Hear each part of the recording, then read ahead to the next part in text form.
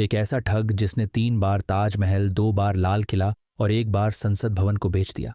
ये कभी business tycoon बना तो कभी सरकारी अधिकारी, लेकिन असली पहचान छुपाए रखी।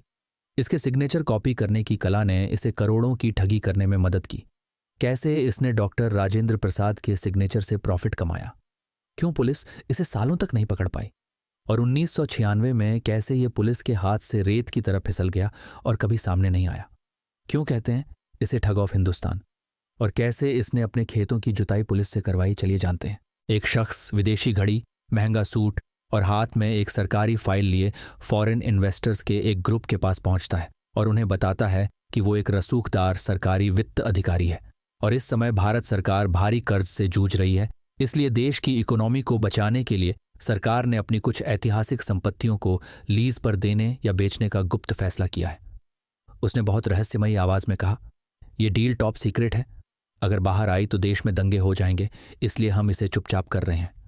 इन्वेस्टर्स को यकीन दिलाने के लिए उसने एक फाइल से एक सेल डीड यानी बिक्री पत्र भी दिखाया, जिस पर हूबहू भारत के राष्ट्रपति के सिग्नेचर थे, जिससे इन्वेस्टर्स को उस पर भरोसा हो गया और उन्होंने संसद भवन को खरीदने के लिए करोड़ों रुपए दे दिए।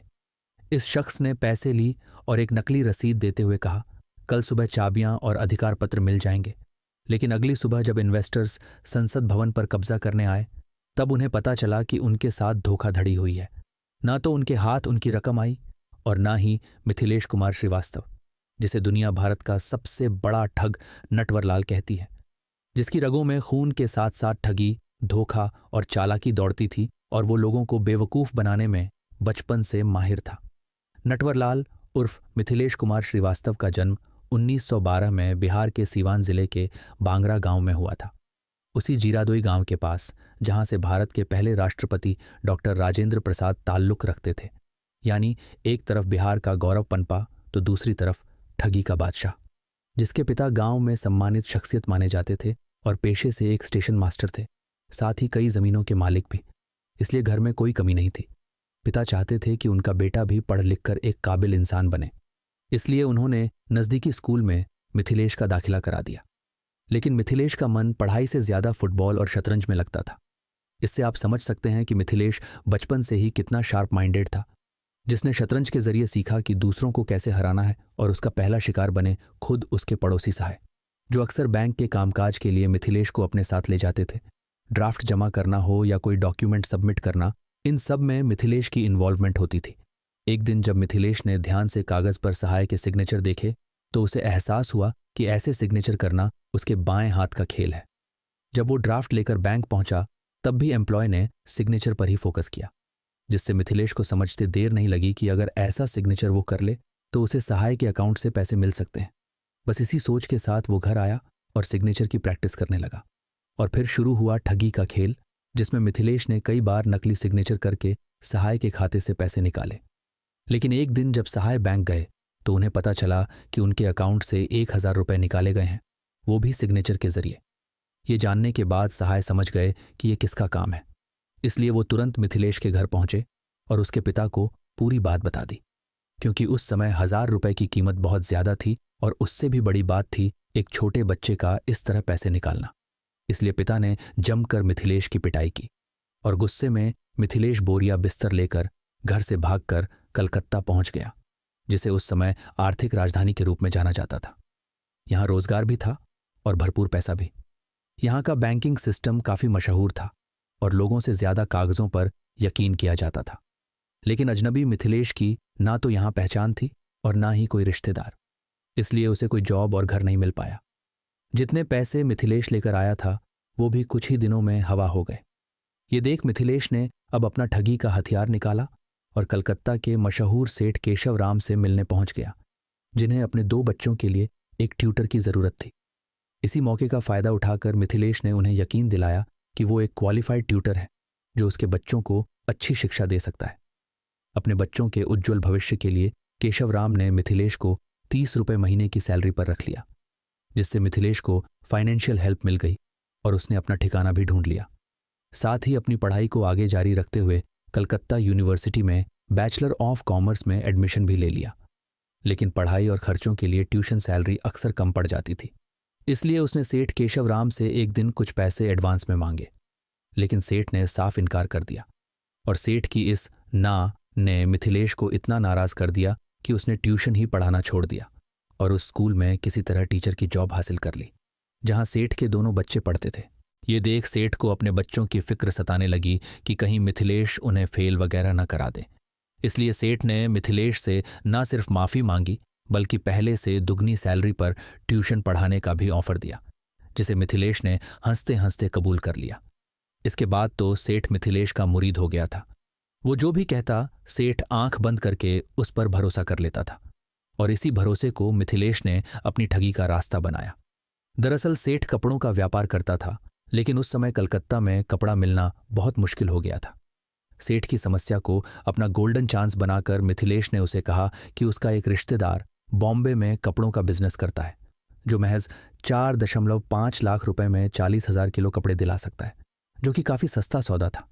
इसलिए सेठ भी लालच में आ गया और मिथिलेश के साथ अपने एक एजेंट को बॉम्बे इस डील के लिए भेज दिया, जिसके पास 4.5 लाख रुपए थे, जिन्हें किसी भी तरह मिथिलेश हासिल करना चाहता था। इसलिए उसने रास्ते में एजेंट के मन में बदमाशों, लुटेरों, अंडरवर्ल्ड डॉन का ऐसा खौफ बैठा दिया कि जो एजेंट पहले बॉम्बे जाने से खुश था, अब वो बॉम्बे के नाम से भी डर रहा था। इसलिए जब दोनों डील वाली लोकेशन पर पहुंचे तो एजेंट अंदर नहीं गया, बल्कि पैसों के बैग को मिथिलेश के हाथों में सौंपकर खुद बाहर खड़ा रहा। बस फिर क्या था, मिथिलेश एजेंट को चकमा देकर पैसों के साथ रफू चक्कर हो गया और बॉम्बे से सीधा अपने होम टाउन पहुंच गया और अपने पिता के हाथ में 1 लाख रुपए देते हुए कहा कि वो कलकत्ता की नामी ग्रामी कंपनी का शेयर होल्डर बन गया है, जिससे परिवार भी काफ़ी खुश हुआ। कुछ वक्त परिवार के साथ बिताने के बाद दोबारा मिथिलेश ने कलकत्ता की तरफ रुख किया और सेठ से छुप कर रहने लगा। लेकिन जल्द ही उसकी खबर सेठ के पास पहुंच गई और अपने पैसों की वसूली के लिए सेठ ने कुछ गुंडों को मिथिलेश के ठिकाने पर भेज दिया, जो उसे पकड़कर सेठ के पास ले आए। लेकिन मिथिलेश ने यहां भी अपनी चालाकी का दांव फेंका और सेठ से कहा कि बॉम्बे में पुलिस उसके पीछे पड़ गई और जल्दबाजी में उसने पैसे वहीं छोड़ दिए। लेकिन सेठ अब उसकी चालाकी भांप चुका था, इसलिए उसने सख्त लहजे में वार्निंग दी कि अगर 4 दिन में सारे पैसे नहीं मिले तो वो उसकी जान ले लेगा। लेकिन ये वार्निंग सेठ पर ही भारी पड़ी, क्योंकि यहां से मिथिलेश सीधा बुर्रा बाजार पुलिस स्टेशन पहुंच गया और सेठ के काले धंधों का पूरा कच्चा चिट्ठा पुलिस के सामने खोलकर रख दिया, जिसके बाद सेठ कानूनी शिकंजे में आ गया, जबकि मिथिलेश 4.5 लाख रुपए का चूना लगाकर भी आज़ाद घूमता रहा। इस घटना से उसे समझ आया कि चालाकी हर प्रॉब्लम से रिहा कर सकती है, फिर चाहे वो आर्थिक तंगी ही क्यों ना हो। इसी बीच मिथिलेश की नज़र प्रोस्टिट्यूट पर पड़ी, जिनके पास पैसों की कोई कमी नहीं थी। इसलिए मिथिलेश ने अब इन्हें ही ठगने का फैसला कर लिया और कस्टमर बनकर उनके पास जाता और उन्हें शराब में नशीली दवा मिलाकर पिला देता। जैसे ही प्रोस्टिट्यूट बेहोश होती, वो उनके पैसे और जेवर वगैरह लेकर वहां से भाग निकलता। इस तरह उसने कई प्रोस्टिट्यूट को ठगा, लेकिन जल्द ही 1937 में वो पुलिस के हाथ लग गया, क्योंकि मिथिलेश ने सरकारी 9 टन लोहे को बेच दिया था, जो इंडस्ट्रियल सप्लाई चेन से जुड़ा मामला था। इस सरकारी माल को बेचने के लिए मिथिलेश ने फर्जी कागजात, माल की एंट्री एग्जिट में हेराफेरी और अधिकारियों को बेवकूफ़ बनाने की चाल का इस्तेमाल किया था। लेकिन जल्द ही पुलिस को उसके इस काले कारनामे के बारे में पता चल गया और मिथिलेश की पहली गिरफ्तारी हुई। साथ ही सज़ा के तौर पर उसे 6 महीने जेल में भी बिताने पड़े। लेकिन इस सज़ा का भी मिथिलेश पर कोई खास असर नहीं पड़ा। बस वो इन 6 महीनों में ये समझने की कोशिश करने लगा कि पुलिस और कानून को और किस तरह बेवकूफ़ बनाया जा सकता है। ऐसी कौन सी सावधानियां रखनी हैं जो उसे कानून की नज़रों में न लाएं। जेल से रिहाई के बाद मिथिलेश फिर से नॉर्मल लाइफ गुजरने लगा और फिर आया 1940 का दशक, जब कलकत्ता कपड़े की शॉर्टेज से जूझ रहा था, जिससे कारोबार ठप्प पड़ते जा रहे थे।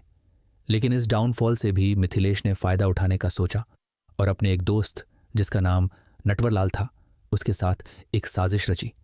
दोनों ने कपड़ा व्यापारियों के सामने खुद को बॉम्बे के टेक्सटाइल कमिश्नर के परचेस ऑफिसर के रूप में पेश किया। मिथिलेश ने उन्हें भरोसा दिलाया कि वो उन्हें सस्ती कीमत पर अच्छी क्वांटिटी में कपड़ा दिलवा सकता है। जब कोई थोड़ा शक जाहिर करता तो दोनों उसे फर्जी रेलवे रसीद दिखाकर ये बताते थे कि कॉटन उत्तर प्रदेश के आजमगढ़ स्टेशन पर डिलीवर किया जाएगा, जैसा कि बाकी व्यापारियों का भी हुआ है। इसलिए वो आराम से वहाँ से कपड़ा रिसीव कर सकते हैं। मिथिलेश इतने कॉन्फिडेंस से व्यापारियों के सामने अपनी बात रखता था कि सच और झूठ के बीच की रेखा धुंधली हो जाती थी।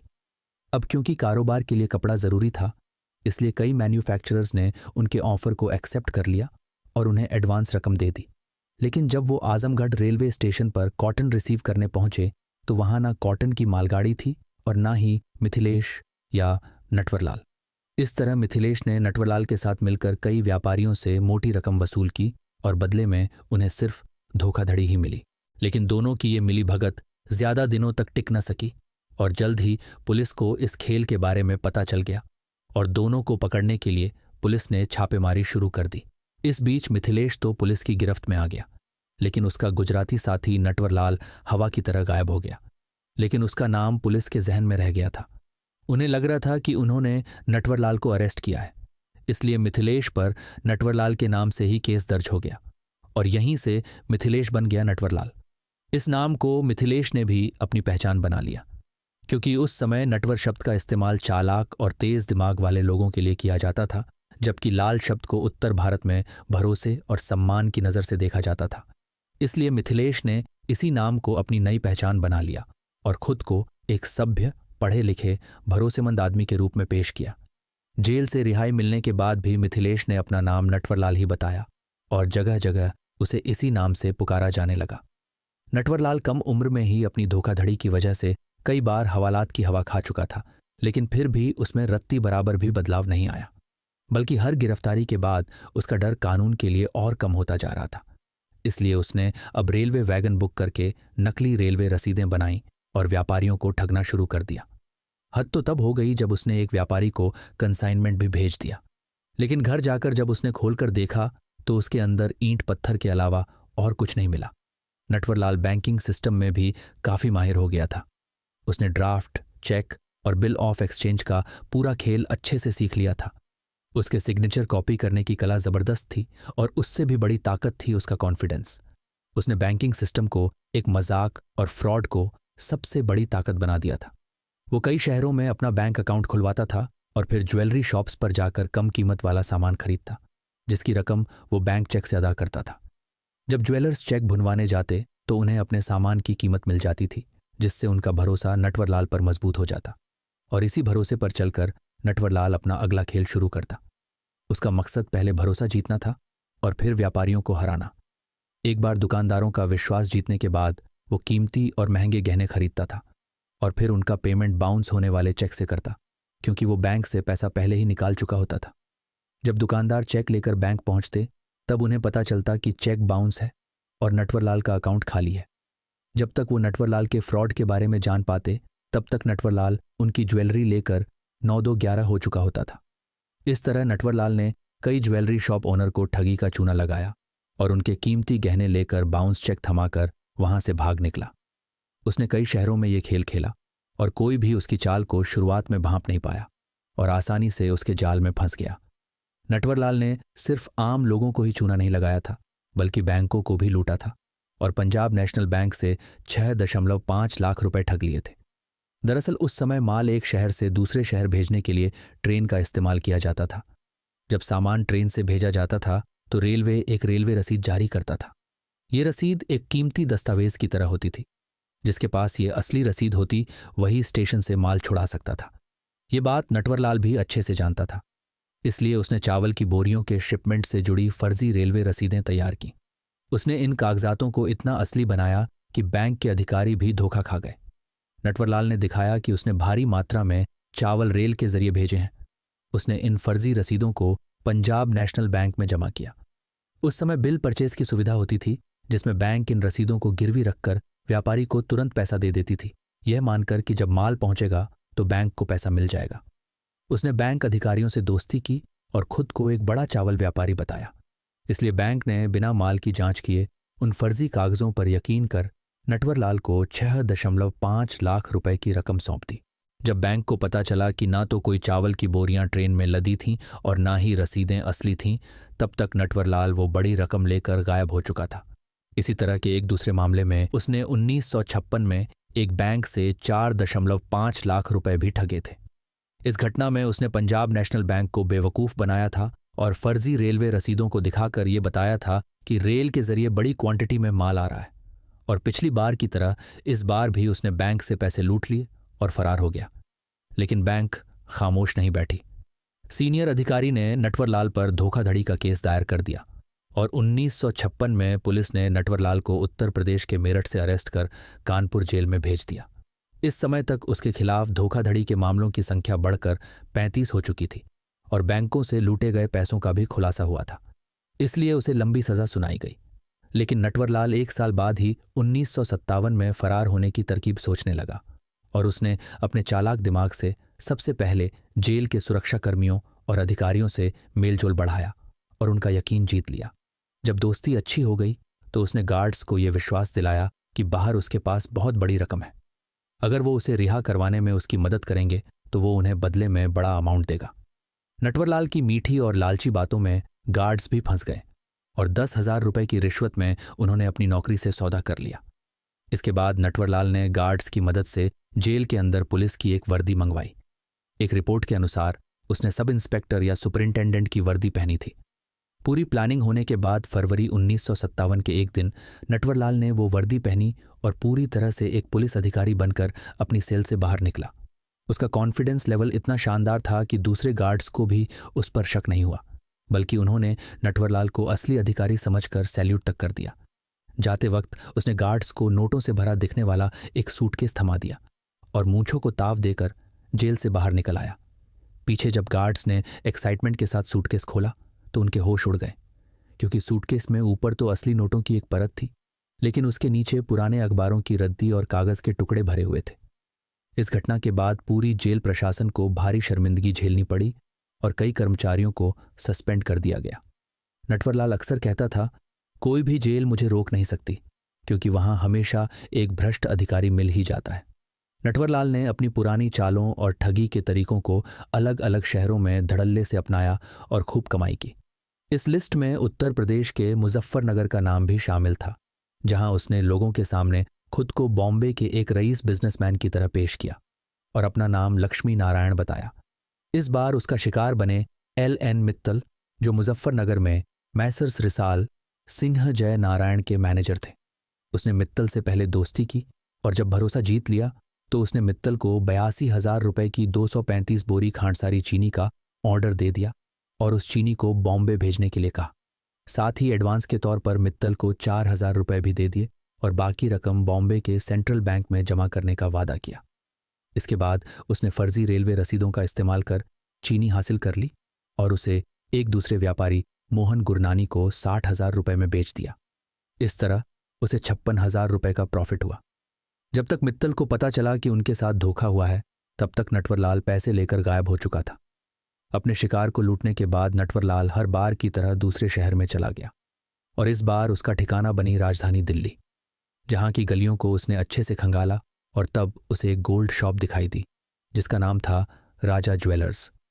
शॉपकीपर के सामने नटवरलाल ने खुद को तत्कालीन union finance minister VP Singh का पर्सनल असिस्टेंट बताया और बड़े कॉन्फिडेंस से कहा कि VP सिंह के बेटे की शादी है, इसलिए उन्होंने गहने मंगाए हैं। VP सिंह का नाम सुनकर दुकानदार ने कई सारे गहने उसे सौंप दिए और जब पेमेंट की बारी आई तो उसने शॉपकीपर से कहा कि वो उसके साथ अपना एक आदमी नॉर्थ ब्लॉक में भेज दे, वहीं उसे पैसे मिल जाएंगे। दुकानदार ने भी ऐसा ही किया और नटवरलाल नॉर्थ ब्लॉक में अंदर चला गया, मानो वो सच में एक अधिकारी हो। आदमी भी ये सब देखकर उसे हकीकत का पर्सनल असिस्टेंट समझ रहा था। थोड़ी देर बाद नटवरलाल हाथ में एक ड्राफ्ट लेकर बाहर निकला और उसे ड्राफ्ट थमा दिया, जबकि खुद सारे गहने लेकर वहां से चंपत हो गया। लेकिन जब इस ड्राफ्ट को बैंक में ले जाया गया तो पता चला कि उनके साथ धोखा हुआ है। लेकिन नटवरलाल यहीं नहीं रुका। उसने कनॉट प्लेस की एक बड़ी घड़ी की दुकान को भी इसी तरीके से अपने धोखाधड़ी के जाल में फंसाया। लेकिन इस बार नटवरलाल ने खुद को पूर्व वित्त मंत्री ND तिवारी का पर्सनल असिस्टेंट बताया और दुकानदार से उसने कहा कि कांग्रेस की जल्द ही एक पार्लियामेंट्री पार्टी मीटिंग आयोजित हो रही है और सभी गेस्ट को गिफ्ट के तौर पर घड़ी देने का फैसला हुआ है, इसलिए दुकान में जितनी भी महंगी घड़ियां हों वो सब दिखाओ। ये सुन दुकानदार ने भी उसके सामने एक से एक एक्सपेंसिव वॉच रख दी, जिनमें से नटवरलाल ने 93 घड़ियां खरीद लीं। लेकिन अब बारी थी पेमेंट की। इसके लिए नटवरलाल ने फिर से नॉर्थ ब्लॉक की ट्रिक दोहराई और दुकानदार के एक आदमी को लेकर वहां पहुंच गया। लास्ट टाइम की तरह नटवरलाल फिर से नॉर्थ ब्लॉक के अंदर गया और वहां से 33,000 रुपए का एक फर्जी बैंक ड्राफ्ट लाकर आदमी को दे दिया, जिसे वो रियल समझकर वापस दुकान चला गया, जबकि नटवरलाल घड़ियां लेकर फरार हो गया। जबकि 33,000 का चेक देखकर दुकानदार की खुशी का ठिकाना नहीं रहा। लेकिन ये खुशी 2 दिन बाद ही हवा हो गई, जब वो इस ड्राफ्ट को बैंक लेकर पहुंचा और खुलासा हुआ कि ये ड्राफ्ट तो फर्जी है। इसी ट्रिक की मदद से नटवरलाल ने कई दुकानदारों को तगड़ा वाला घाटा दिया और पकड़े जाने के डर से शहर छोड़ दिया और दूसरे शहर में फिर से वही खेल खेलना शुरू कर दिया। उसका कॉन्फिडेंस इतना अच्छा था कि कोई भी उसकी बातों पर आंखें मूंद कर भरोसा कर लेता था।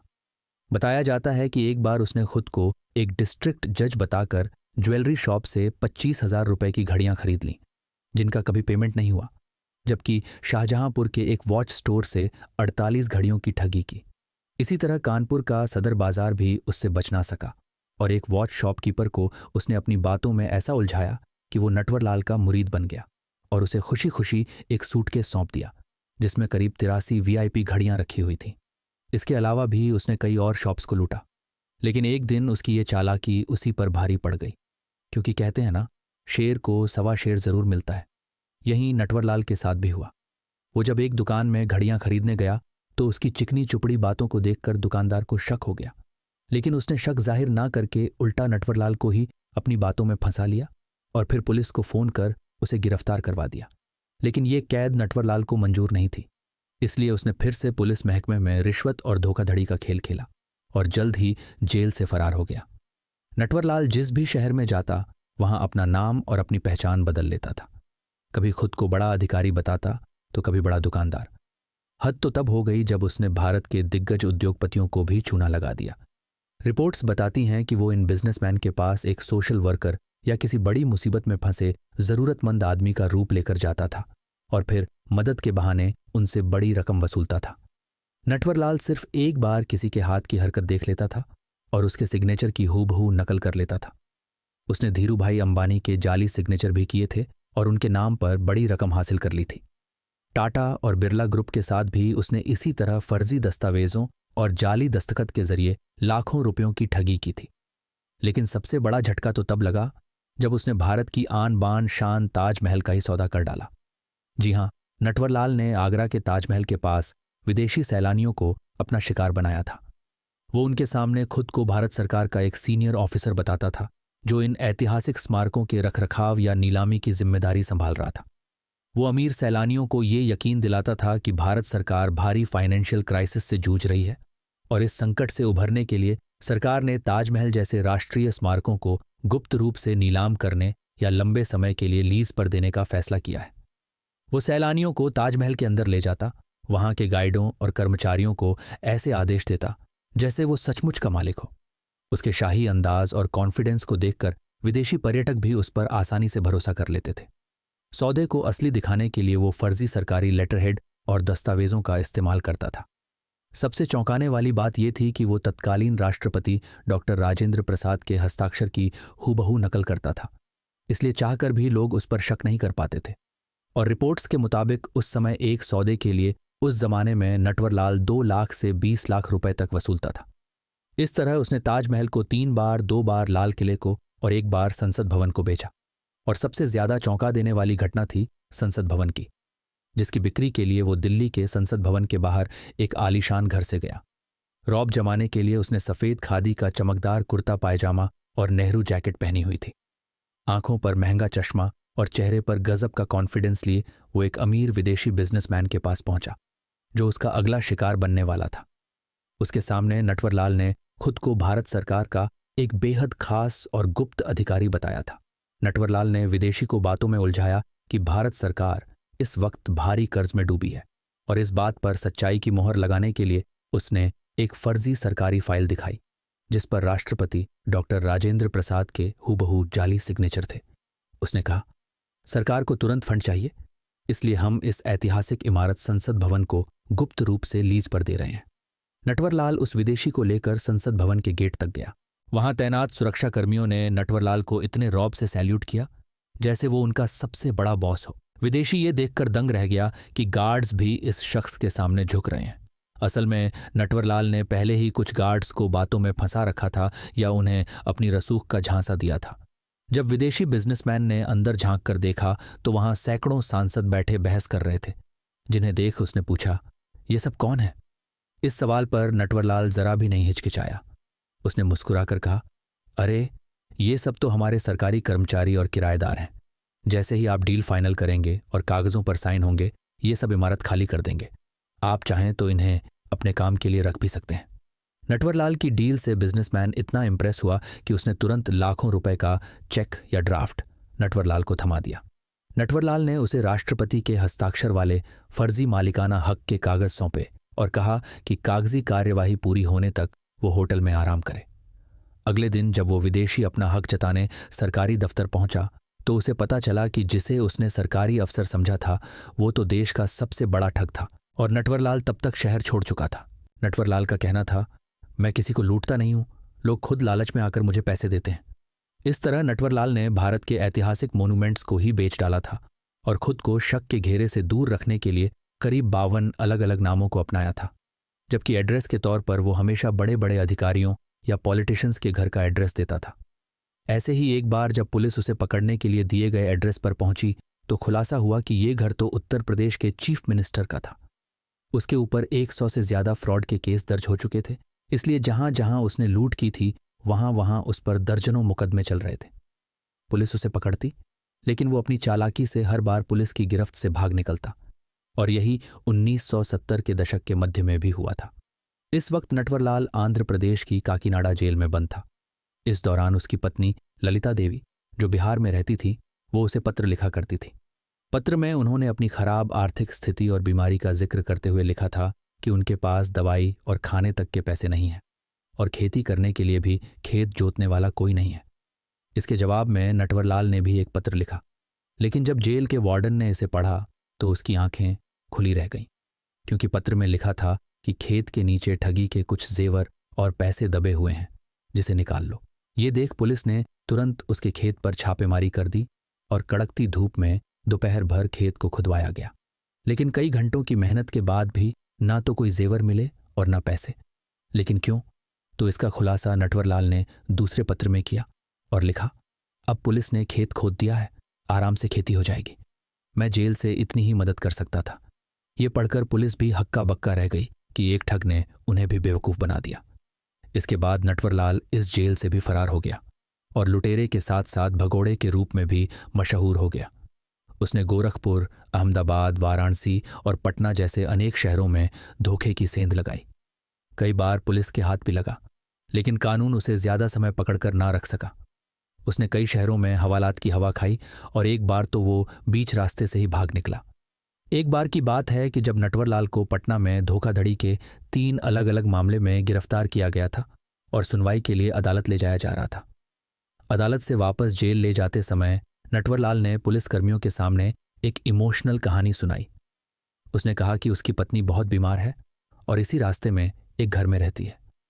उसने हाथ पैर जोड़कर विनती की, साहब, शायद यह मेरी उससे आखिरी मुलाकात हो, बस 5 मिनट बात करने दीजिए। नटवरलाल की बातों और आंसुओं ने पुलिस वालों का दिल पिघला दिया। वो उसे उस घर तक ले गए। नटवरलाल ने कहा कि वो अंदर जाकर पत्नी से मिल लेता है और पुलिस वाले मेन गेट पर पहरा दें ताकि वो भाग ना सके। पुलिस जैसे ही बाहर गई, नटवरलाल कमरे के पिछले हिस्से में मौजूद एक रोशनदान या छोटी खिड़की के रास्ते रफू चक्कर हो गया। इस घटना के बाद ही पुलिस को समझ आया कि नटवरलाल का इमोशनल इंटेलिजेंस कितना खतरनाक है। पुलिस को बेवकूफ़ बनाना हो या रिश्वत का लालच देना, वो सब काम बहुत ही शानदार तरीके से करता था, जिसका अंदाज़ा आप इसी बात से लगा सकते हैं कि वो जेल से 1 नहीं, 2 नहीं, बल्कि 6 से 8 बार भाग गया था। उसे पकड़ना जितना मुश्किल था, उससे भी ज्यादा नामुमकिन सा था उसकी पहचान करना, क्योंकि वो हर शहर में अपना नाम और पहचान बदल लेता था। जैसे मुजफ्फरनगर में चीनी व्यापारी को ठगते समय उसने खुद को लक्ष्मी नारायण बताया। दिल्ली और उत्तर प्रदेश के कई सरकारी विभागों में अधिकारी बनकर ठगी करते समय वो भरत सिंह बन गया। बैंकों में फर्जी खाते खोलने और ड्राफ्ट बनवाने के लिए वो अक्सर DN श्रीवास्तव नाम का इस्तेमाल करता था, जबकि बिहार और झारखंड में जमींदारों को ठगने के लिए उसने ठाकुर सिंह नाम को अपनाया। उसके नाम चुनने का तरीका भी बहुत अलग और शानदार था। वो इलाके के हिसाब से नाम रखता था। जैसे अगर वो दक्षिण भारत में है तो वो रेड्डी या राव जैसा सरनेम यूज करता था, जबकि उत्तर भारत में वो पांडेय, सिंह या श्रीवास्तव बन जाता था।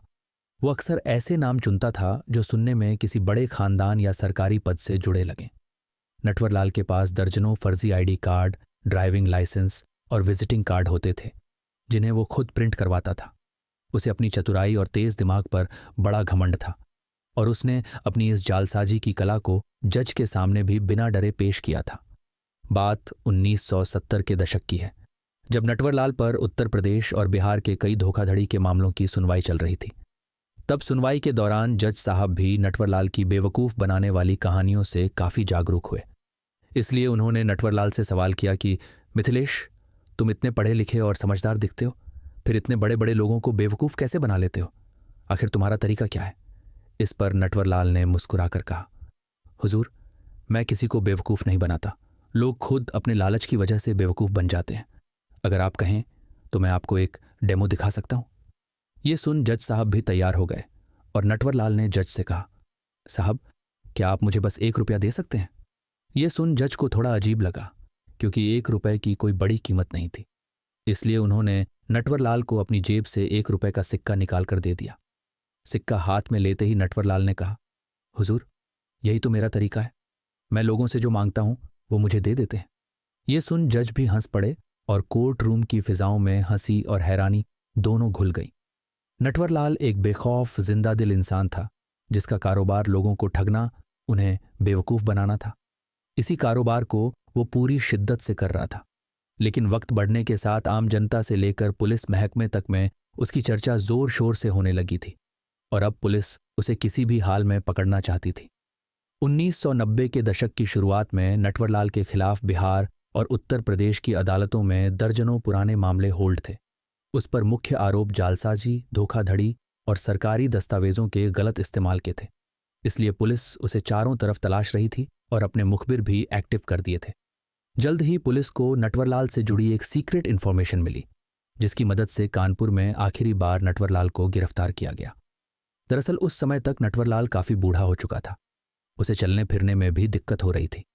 पुलिस को खबर मिली थी कि वो अपनी बीमारी का इलाज कराने के लिए एक छद्म नाम से दिल्ली के एक इलाके में छिपा हुआ है।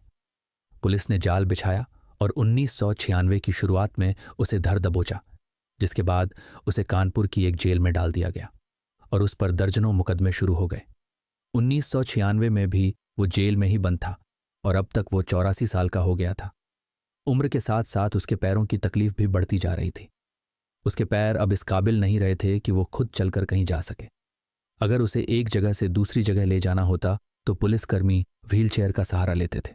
समस्या दिन ब दिन बढ़ती जा रही थी, जिसे देख कानपुर जेल अथॉरिटी ने उसका इलाज भी करवाया, लेकिन कोई खास फायदा नहीं हुआ। अब नटवरलाल भी इस प्रॉब्लम से तंग आ चुका था और जल्द से जल्द छुटकारा पाना चाहता था। इसलिए उसने एक दिन जेल प्रशासन को एक लेटर लिखा और कहा कि उसके पैरों का इलाज दिल्ली के किसी बड़े हॉस्पिटल में करवाया जाना चाहिए, ताकि वो इस समस्या से निजात पा सके। नटवरलाल की इस गुजारिश को जेल प्रशासन ने हरी झंडी दिखा दी और आदेश मिलते ही 2 पुलिसकर्मी नटवरलाल को लेकर दिल्ली के लिए रवाना हो गए और नई दिल्ली के रेलवे स्टेशन पर उतर गए। अब क्योंकि नटवरलाल खुद नहीं चल पा रहा था, इसलिए उसे व्हीलचेयर पर बैठाया गया और उसे स्टेशन के एग्जिट गेट लाया गया। इसके बाद एक पुलिसकर्मी स्टेशन पर व्हीलचेयर जमा कराने के लिए चला गया, जबकि दूसरे को नटवरलाल की निगरानी करने के लिए छोड़ गया। पुलिस वाले के आने तक नटवरलाल ने चाय पीने का सोचा और दूसरे पुलिस वाले से कहा कि वो उसके लिए 1 कप चाय ले आए, तब तक वो यहीं बैठा है। लेकिन पुलिस वाले ने उसकी बात मानने और चाय लाने से साफ इनकार कर दिया, क्योंकि वो ऐसे अकेले छोड़कर उसे नहीं जा सकता था। इसलिए उसने नटवरलाल के साथ रहने का ही फैसला किया। लेकिन नटवरलाल की चाय की तड़प ऐसी थी कि वो बार बार पुलिस वाले से इंसिस्ट करने लगा। ये देख पुलिस वाला भी उसकी बात मानने को तैयार हो गया, क्योंकि उसे लग रहा था कि नटवरलाल पैरों से चल नहीं पाता, ऐसे में वो कहाँ जाएगा। इसलिए वो नटवरलाल को एक जगह बैठाकर उसके लिए चाय लेने के लिए चला गया। लेकिन जब वापस आया तो सामने की सीट देख उसके पैरों तले जमीन खिसक गई, क्योंकि नटवरलाल अपनी जगह पर नहीं था। इतने में दूसरा पुलिसकर्मी भी आ गया और नटवरलाल को ना पाकर उसके भी होश उड़ गए। दोनों को समझ नहीं आ रहा था कि जो कैदी कुछ देर पहले तक व्हीलचेयर पर मोहताज बनकर बैठा था, वो अचानक इतनी जल्दी कैसे फरार हो गया। पुलिसकर्मियों ने पूरे स्टेशन और आसपास इलाकों को छान मारा, लेकिन नटवरलाल का कहीं से कोई नामो निशान नहीं मिला, क्योंकि नटवरलाल ने इलाज के इस सफ़र को अपनी आज़ादी का गोल्डन चांस बना लिया था। नटवरलाल ने कई धोखाधड़ी और जालसाजी की घटनाओं को अंजाम दिया था और उस पर 100 मुकदमे चल रहे थे, लेकिन कोर्ट ने उसे सिर्फ 9 मामलों में ही सजा सुनाई, जो करीब 113 साल की थी, जिसमें से नटवरलाल ने सिर्फ 20 साल ही जेल की चारदीवारी में गुजारे और 1996 में मौका मिलते ही स्टेशन से फरार हो गया और कभी पुलिस के हाथ नहीं लगा। पुलिस ने उसे हर जगह तलाशा, उसके घर, सस्पिशियस लोकेशन, हर जगह पर उसे ढूंढा गया, लेकिन नटवरलाल तो जैसे हवा हो गया था, जो मौजूद तो था लेकिन दिखाई नहीं दे रहा था। ऐसे ही कई दिन, हफ्ते और महीने गुजर गए, लेकिन नटवरलाल का कहीं कोई पता नहीं चला। और फिर एक चौंकाने वाला दावा सामने आया। 1996 में नटवरलाल के भाई गंगा प्रसाद श्रीवास्तव ने अदालत को बताया कि नटवरलाल की डेथ 25 जुलाई 1996 को हो चुकी है, यानी फरारी के ठीक 1 महीने बाद रांची में मृत्यु हुई थी और उन्होंने ही नटवरलाल का अंतिम संस्कार किया था। लेकिन कोर्ट इस दावे को स्वीकार करने के लिए राजी नहीं था। जज को लग रहा था कि शायद ये सब नटवरलाल को सजा से बचाने के लिए किया जा रहा है, इसलिए कुछ दिनों तक नटवरलाल को ढूंढा गया, लेकिन जब वो हाथ नहीं लगा तो फिर भाई के इस हलफनामे के आधार पर उस समय उसके खिलाफ चल रहे कई मामलों को बंद कर दिया गया था और धीरे धीरे नटवरलाल का नाम लोगों की सोच से धुंधला होता चला गया। लेकिन 2009 में फिर कुछ ऐसा हुआ कि दोबारा नटवरलाल का नाम सुर्खियों में आ गया। दरअसल गायब होने के ठीक 13 साल बाद 2009 में नटवरलाल के वकील ने अदालत में एक नई याचिका दायर की। उन्होंने दावा किया कि नटवरलाल की मृत्यु 25 जुलाई 2009 को हुई है और इसलिए उसके खिलाफ पेंडिंग पड़े 100 से ज्यादा मामलों को अब आधिकारिक रूप से खत्म किया जाना चाहिए। जब 2009 में वकील ने यह दावा किया तो प्रशासन और अदालत के लिए ये एक अजीब स्थिति बन गई। अधिकारियों के लिए यह समझना मुश्किल था कि जिस व्यक्ति को 1996 में ही मृत मानकर केस बंद किए गए थे, वो 2009 में दोबारा कैसे मर सकता है। अब क्योंकि नटवरलाल की मृत्यु का कोई डेथ सर्टिफिकेट कभी पेश नहीं किया जा सका, इसलिए अदालत किसी एक तारीख को आधिकारिक नहीं मान सकी। नटवरलाल 1996 से गायब था और 2009 तक उसकी उम्र लगभग 97 वर्ष हो चुकी थी, इसलिए अदालत ने यह मान लिया कि अब उसके जिंदा होने की पॉसिबिलिटी न के बराबर है। इसी सोच के साथ सभी पेंडिंग पड़े मामलों को डिसमिस कर दिया गया, लेकिन पुलिस रिकॉर्ड में उसकी मृत्यु की सटीक तारीख आज भी एक पहेली बनी हुई है, जबकि पुलिस रिकॉर्ड में आज भी वो एक फरार अपराधी के रूप में ही दर्ज है। लेकिन नटवरलाल के गांव में उसे एक हीरो या रॉबिन हुड की तरह देखा जाता है, जहां उसके पुराने घर की जगह गांव वालों ने उसका एक स्टैच्यू भी बनाया है, जो ये दिखाता है कि गांव वाले नटवरलाल का कितना ज्यादा सम्मान करते हैं। ऐसे ही एक बार एक रिपोर्टर उस गांव में इंटरव्यू लेने के लिए गया था। तब उसने नटवरलाल को लेकर कुछ अपशब्द बोल दिया, जिस पर गांव वाले भड़क गए और गुस्से भरे अंदाज में कहा कि भाई साहब, थोड़ा इज्जत से नाम लीजिए और उन्हें सिर्फ नटवरलाल नहीं बल्कि मिस्टर नटवरलाल कहकर पुकारिए। जब रिपोर्टर्स ने गांव वालों से नटवरलाल के बारे में सवाल जवाब किए तो उन्होंने बताया कि आखिरी बार वो गांव में 3 गाड़ियों के साथ आया था और उसने जश्न और गरीबों की मदद के लिए एक भव्य भंडारे का आयोजन किया था, जिसमें सभी गांव वालों ने भरपेट खाना खाया था। सिर्फ इतना ही नहीं, जब वो गांव से वापस जा रहा था तो उसने सब लोगों को 100 रुपए भी दिए थे। भले ही आज के ज़माने में 100 रुपए की कीमत कुछ ना हो, लेकिन उस समय में यही 100 रुपए बहुत बड़ी दौलत की तरह देखे जाते थे। इसलिए 100 रुपए देखकर गांव वालों ने नटवरलाल को खूब दुआएं दी, क्योंकि नटवरलाल अक्सर गांव वालों की मदद करता रहता था और गरीबों के लिए हमेशा खड़ा रहता था। इसलिए गांव में आज भी उसे एक हीरो की तरह सम्मान दिया जाता है।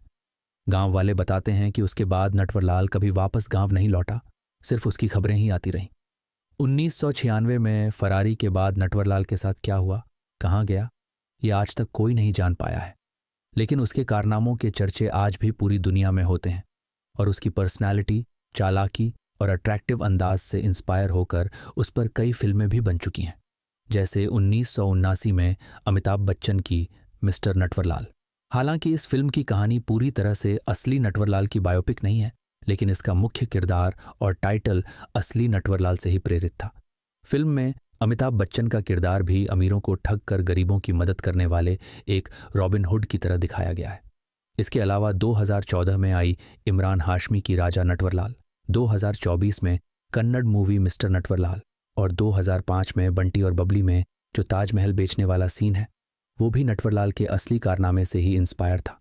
इसलिए आज भी लोग नटवरलाल के किस्सों को बड़ी दिलचस्पी से सुनते हैं और 1979 की मिस्टर नटवरलाल के बारे में तो खुद नटवरलाल को भी पता था। और एक इंटरव्यू में जब उससे पूछा गया कि उसने ये फिल्म देखी है तो उसने बड़े गर्व से कहा कि जब फिल्म का असली हीरो मैं हूं तो अपनी कहानी क्यों देखने जाऊं। उसका यही अंदाज आज भी लोगों को उसकी तरफ अट्रैक्ट करता है और दुनिया उसे ठग ऑफ हिंदुस्तान के नाम से जानती है। तो दोस्तों, आज के लिए बस इतना ही। वैसे आपको ये रियल स्टोरी कैसी लगी कमेंट में ज़रूर बताएं। अगर आपको ये वीडियो अच्छी लगी हो तो दिल खोलकर इसे प्यार दीजिए, फ्रेंड्स और रिलेटिव्स के साथ शेयर कीजिए। और हाँ, अगर चैनल पर पहली बार विजिट किया है तो हमारा यूट्यूब मेंबर बनने के लिए चैनल को सब्सक्राइब करें और ऐसी शानदार वीडियोस देखते रहने के लिए बेल आइकन को प्रेस करना न भूलें। धन्यवाद।